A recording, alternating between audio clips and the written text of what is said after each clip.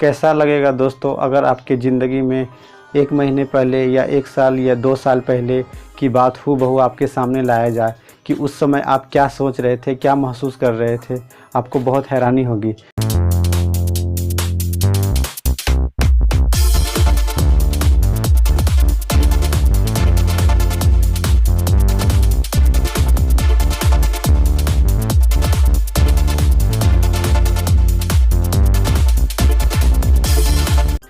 नमस्कार दोस्तों, मेरा नाम दशरथ है और आज हम बात करने वाले हैं डायरी लेखन के बारे में।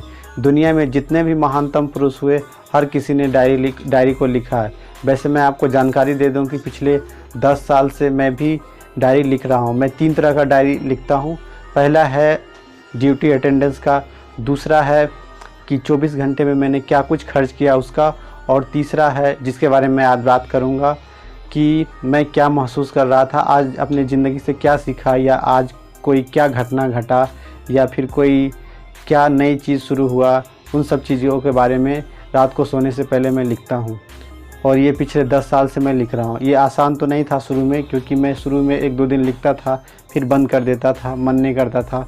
उसके बाद मैंने धीरे धीरे करके आदत लगा लिया और मुझे अब आसानी होता है। हर रोज़ शाम को या खाना खाने के बाद ये तीनों डायरी अपडेट कर लेता हूँ। दोस्तों, ये डायरी लेखन का आदत पड़ा कैसे और मैंने कहाँ से ये सीखा लिखना, तो वो मैं आपको बता देता हूँ। 2011 की बात है। मैं शुरू में लाइब्रेरी जाना शुरू किया। तब मुझे बहुत वहाँ अच्छा महसूस होता था, क्योंकि वहाँ पे बहुत सारी किताबें रखी हुई थी जो कि बड़े महान व्यक्ति का लिखा हुआ था। तो मुझे एक किताब मिला जो अमेरिकन राइटर था, डेल कार्नेगी। उनका किताब मैंने पढ़ा, how to win friends and influence people.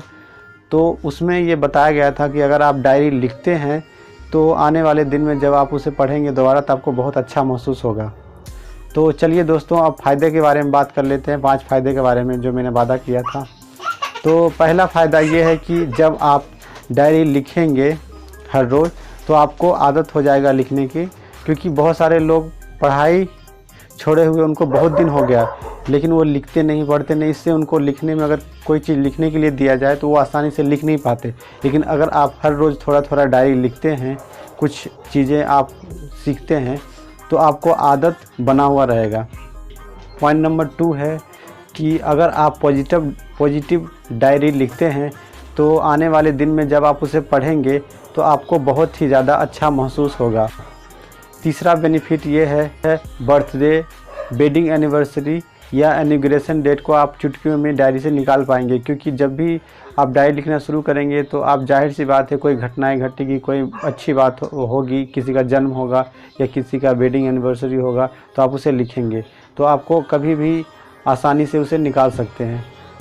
Point number 4 है, कुछ दिन बाद या कुछ साल बाद जब आप उस डायरी को पढ़ेंगे तो आपको बहुत ही ज़्यादा अच्छा महसूस होगा, खुशी महसूस करेंगे।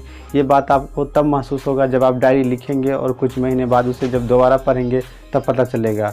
अगर आप डायरी नहीं लिखते हैं तो आप इस बात को अच्छे से रिलेट नहीं कर पाएंगे। और लास्ट पॉइंट नंबर 5 कुछ इस प्रकार है कि जब आप इस दुनिया से चले जाएंगे उसके बाद भी आप डायरी में जीवित रहेंगे, क्योंकि डायरी में लिखी हुई बात डिलीट नहीं होगा। क्योंकि अगर आप किसी वीडियो बनाते हैं, ऐप पे डालते हैं, तो हो सकता है वो आने वाले दिन में वो ऐप ना रहे, पर आप जो डायरी लिखते हैं वो हमेशा के लिए रहेगा, बशर्ते आपके घर वाले उसे फेंक ना दें। तो ये आपके लिए बहुत ही अच्छा रहेगा। और आपने कभी कभी देखा होगा कि अचानक किसी व्यक्ति का डेथ हो जाता है तो क्या होता है, पुलिस वाले उनके पर्सनल डायरी से उनका केस सॉल्व कर देते हैं। तो आप समझ ही गए होंगे कि डायरी लिखना बहुत ही ज़्यादा अच्छा है और पढ़ाई लिखाई से जुड़े रहने का एक अच्छा माध्यम है। तो आप भी डायरी लिखिए और ज़िंदगी में आगे बढ़िए। तो आज के वीडियो में इतना ही, मिलते हैं अगले वीडियो में। तब तक अपना ख्याल रखिए, खुश रहिए। नमस्कार दोस्तों, जय हिंद।